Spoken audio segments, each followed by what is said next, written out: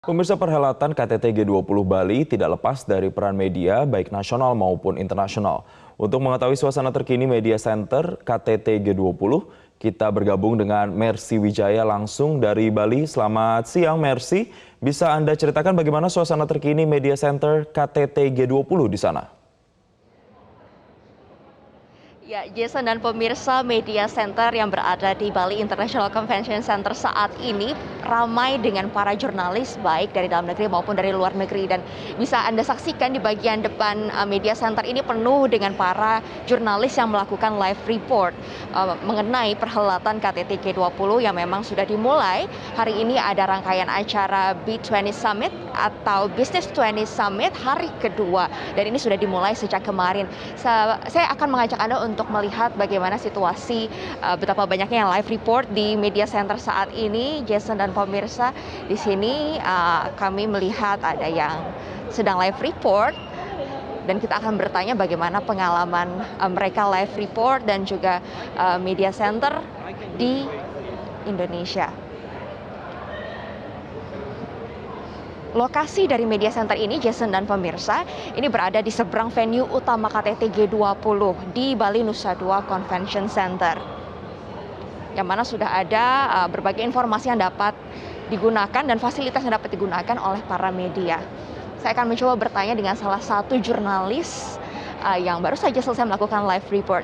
Excuse me, sir. Yes, hello. Have you done your live report? I've done one live report and there are more to come. How many live report will you do during this conference? Oh, I don't know, but there'll be a few. There's a lot of interest in what's going on. It's actually a really interesting G20. There's so much going on in the world at the moment. I think compared with ones I've covered in the past, I think this one has a particular interest. So, and it's great to do it here in Indonesia. I'm from Australia, so this feels like it's in our neighborhood. Okay, what topics interest you most during this G20 meetings? Well, certainly Ukraine is affecting everybody because of the effects globally on inflation and on energy prices. So those geopolitical tensions are big. But the thing that we're really focused on in Australia is our relationship with China. And so we've just learnt in the last little while that our Prime Minister, Anthony Albanese, will have a face-to-face meeting with Xi Jinping. That's tomorrow. So that's the first one of those an Australian Prime Minister has had since 2017. It's been quite a difficult relationship over the last few years. So this is a sign of a bit of an improvement, we hope. And of course, we're all watching Joe Biden's meeting with Xi Jinping as well. That's quite interesting. How is your experience in the Media Center in Indonesia? Well, it's fantastic. You know, lots of Australians love coming to Bali, of course. They love coming to Indonesia. About 80,000 a month, I think, come to Indonesia, and many of them to Bali. So I've been here many times before, but it's not a surprise to anyone that it's beautifully run. It's fantastic facilities. The food is fabulous. Everyone's very friendly and welcoming, so it's fabulous. Thank you for your time. Enjoy Bali and you. have a good day. Nah, itu salah satu wawancara kami, Jason dan pemirsa, dengan jurnalis asal Australia yang telah melakukan peliputan mulai dari hari ini. Dan ia mengatakan salah satu topik yang paling menarik yang ditunggu dalam KTT G20 adalah terkait dengan pertemuan antara Presiden Amerika Serikat Joe Biden dengan Presiden Tiongkok Xi Jinping. Yang mana Presiden Joe Biden telah hadir di Indonesia malam kemarin, dan Presiden Xi Jinping tadi kami pantau sudah ada persiapan-persiapan untuk menghadapi atau menghadiri KTT G20. Saya juga akan mengajak Anda untuk berkeliling Media Center yang ada di Bali International Convention Center ini. Selain banyaknya live report yang terjadi di ruangan media, kami juga melihat di berbagai tempat di kawasan Nusa Dua, terutama di ITDC.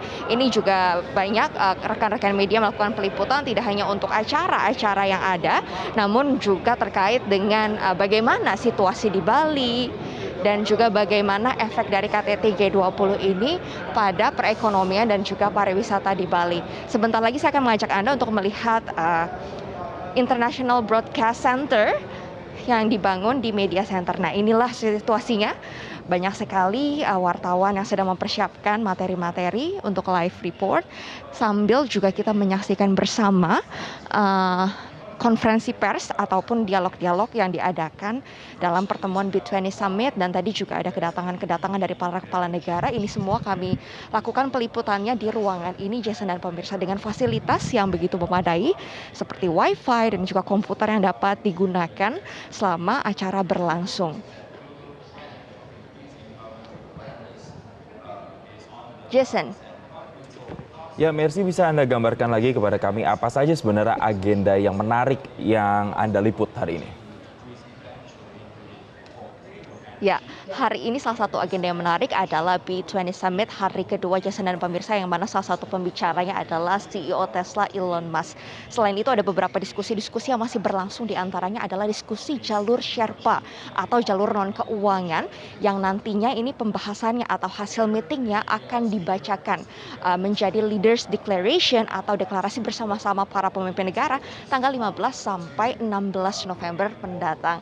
Dan tadi juga kami memantau dari agenda jalur keuangan ini ada komitmen bersama antara 5 negara bank sentral, 5 bank sentral dari 5 negara, Jason, di antara ada Indonesia, ada Singapura, ada Malaysia, ada Thailand dan juga Filipina, yang mana mereka memperkuat komitmen untuk melakukan pembayaran lintas batas, konektivitas antara 5 negara ini supaya lebih lancar dan sistem pembayarannya terintegrasi. Salah satu yang sudah diimplementasikan adalah penggunaan QR code di Indonesia, antara Indonesia dengan Thailand, yang mana masyarakat Indonesia sudah bisa menggunakan QR untuk menggunakan sistem pembayaran di Thailand, begitu juga dengan sebaliknya. Dan tadi juga yang menarik dari agenda Kementerian Keuangan adalah launching Energy Transition Mechanism Indonesia Country Platform, dan ini memang salah satu platform yang dibentuk merupakan hasil dari pertemuan G20 Indonesia untuk dapat menciptakan transisi energi yang berkeadilan dan juga berkelanjutan serta dapat dijangkau oleh berbagai pihak. Kita juga masih akan menantikan pertemuan-pertemuan B20 Summit hari ini yang rencananya akan ada dialog bersama dengan Anne Hathaway yang merupakan perwakilan dari UN Indonesia. Demikian, Jason, laporan kami dari Nusa Dua Bali. Kembali ke Anda di studio. Baik, terima kasih Mercy Wijaya atas laporan langsung Anda dan selamat bertugas kembali.